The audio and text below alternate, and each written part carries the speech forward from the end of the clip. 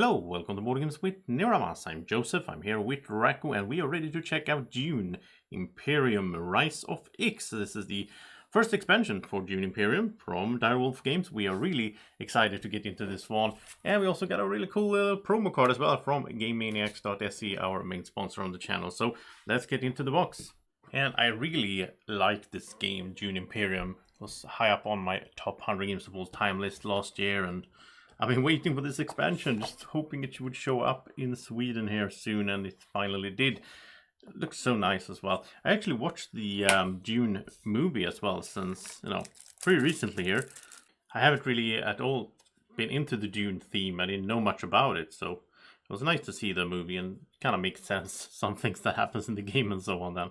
So here we have new solo cards, which is a cool thing. I really like this game in solo. It's my favorite way to play it, and I look forward to doing more solo plays, and of course new things here going on for the bot as well. And I'm not really sure what everything means right now. I will need to read up on that rulebook. And a bunch of new project cards, or whatever they are called, like, market cards that you can buy, get into your deck and build your deck. And yeah, we have some stuff like spending 3 water to gain a victory point. Victory points in this game are so tight as well. It's just first you get to 10 and then the end of the game. Fremen bonds, so if you have played another Fremen card, you also get 3 money on this one. Just checking out some here. This is pretty cool as well. This effect here is to, well, this is in the reveal phase. 2 money, and you can retreat 3 of your units to go up on a track. That's cool as well. Not really sure what that symbol means. I've seen it somewhere. Yeah, I saw it on the promo card. Not sure what it means. I will have to learn that. Same goes for this thing. That is a new icon as well. And so is that. So yeah, here we have that. Keep getting these icons that I don't understand what they mean, but I will figure it out.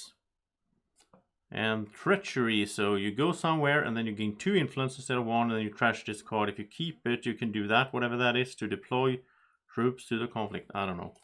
Well, as the base game, I think it looks really nice. I like the artwork and everything in this game. It looks really good. So that's cool. That was the cards, the big cards. We also have small cards here, which are the intrigue cards, and I think some new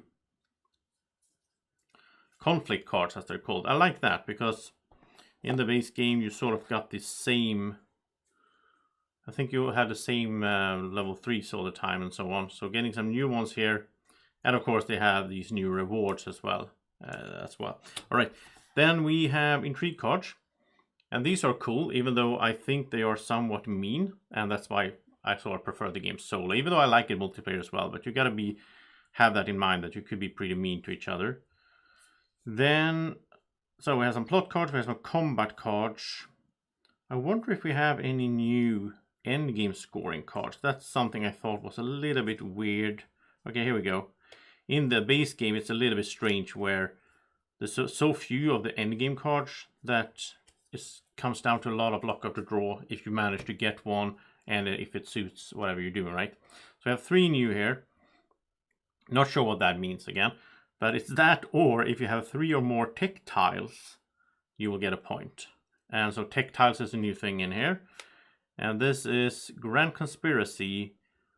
2 dreadnoughts, +1, the spice must flow, 4 influence on +2, plus influence track, a seat in the High Council. If you have any 3 of these things, I guess, you get a point. If you have all 4, you get 2 points. Okay.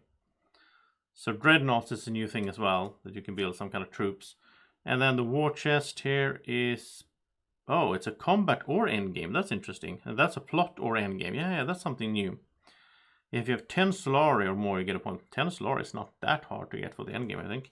Well, that's cool. With new intrigue cards. I look forward to playing with those and see how that works. I think we also have, is this the dreadnoughts? I think so. Oh yeah, that's probably what the symbol is as well, right? This is probably a dreadnought, some kind of tank thing. The 2 per player here, it seems. Some new just tokens like that, right? And new characters, which is also cool. I don't think I played with... maybe I have played with all of the ones in the base game. I don't know. Prince Rumber Vernius. Okay, so where they have like a... Okay, so they have these symbols here to indicate how complex they are. So this should be one of the easier ones then. So this says that heavy lasgun cannons, your dreadnoughts have 4 strength instead of 3. Okay, so normally obviously these have 3 strength, and now with this guy they would have 4. And again, that symbol that I don't know what it means. Then we have Tessia Vernius, which is a really complex one it seems. Has things here that I don't know what that means. Gain the bonus from this token. Okay. Careful observation. Game start, put a snooper token at 2 influence on each influence track. Whenever you reach a snooper token, move it to the topmost uncovered space above and take that reward. Oh, so with this one you want to climb on the Federation or the influence tracks a lot, because every time you reach 2 influence, every time you reach 2 influence on each of them, then you get these bonuses here. Okay, that's cool. Duplicity, gain 1 influence with a faction where you have a snooper token when you play your ring card. Then Archduke Armand Essak. It's very hard to pronounce these names. But coordination, reveal turn. If you have at least 2 agents on these spaces, you may trash one of your cards in play. Oh, that's a good ability. I like trashing cards, thinning out my hand or my deck. Conscript, you may acquire a card that costs 3 or less. That's also a good effect on the ring. And Ilisa Essak, they are from the same family, obviously. 1 step ahead, round start, set aside a card from your hand. At the start of your second turn in a round, reveal that card and return it to your hand. If you use it to send an agent this turn, if it has exactly 1 agent icon, you get a Spice. Otherwise, you get a Solari. Oh, interesting. And here you can get a fold space, I think they're called, right? You can buy a fold space card for 1. That's cool as well. And then we have Viscount Hundrumoritani. Easy to play, it seems. You can... Courage, can you buy one of these then? I don't know if that's what they mean. I'm not sure. Intelligence. At the start of the game, look at the top 2 cards of the Intrigue deck. Keep 1 and put the other back on top. Yeah, that's pretty easy. So it's the start of the game. Just a one-time effect. Not that exciting, but... And here we have the Princess Yuna Moritani. You start the game with no water. Usually start with water, right? Whenever you gain Solari on your turn, increase the amount gained by 1. So she can get a lot of money. And then she can spend money here. 7 money. Go up on a track, get a troop and a spice. That's nice. Yeah, okay. So yeah, it's going to be really fun to play these 6 new ones here. And I will play a bunch of this game solo. I will do a solo playthrough with the new expansion here. And some play rates with the new icons, I would assume. And here's some for the solo game. Okay, that's pretty cool. This is like a setup guide, I think, as well, right? Okay, nice. Some baggies, really big baggies. I'm not going to use these, I think. I'll use something smaller. Sometimes they do that with games. They put in those huge bags that, yeah, I don't know. Then the new board here. So this is, you place this on top of the board. I've seen this. So this is a new High Council, basically. So, or like a new green area. So High Council looks the same as usual, I think.